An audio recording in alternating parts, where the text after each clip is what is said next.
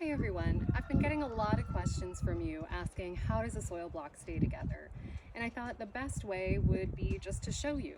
So I'm here with our custom made gallon plus soil block press. And as you can see, it's not only a beast of a press, but it's a bottom loading press. Now I'd love to show you this process in my greenhouse, but it's a little too full. So I found what I hope is the most level spot in front of the greenhouse to show you.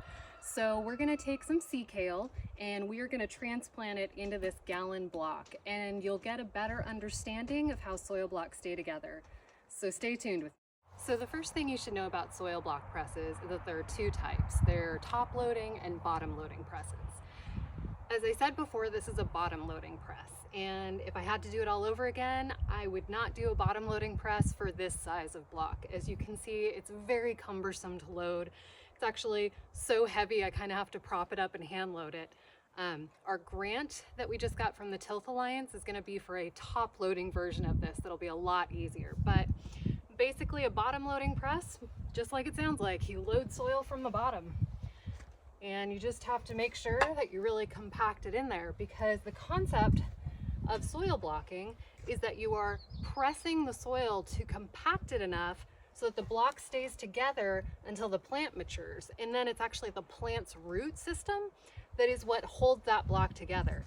So a freshly soil blocked plant start can't really be moved until the roots are mature, because it'll just fall apart on you. But I like to think it's worth the wait.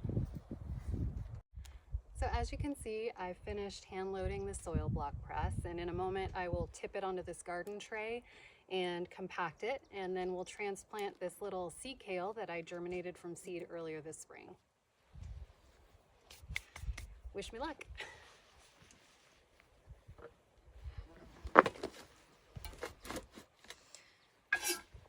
Now I really like to put my full body weight into this one. When people ask me how I get my farm workout, this is what I call the arms. Generally I like to do at least 2 really good presses, and then I release the spring. I usually give it a little bit of a wiggle to release the mold. And there you go. Not a perfect press because I'm not really on super level soil right now, so it makes it harder. But as you can see, we've got the block. We have our divot for our sea kale. So we'll just put it in there. And then normally what I do is I take a little bit of extra soil when I have a incomplete press like this, and I just kind of build the sides up a bit, and I'll show you what that looks like.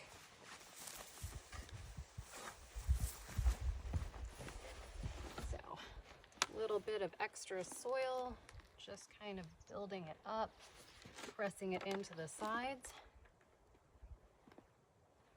And there you go.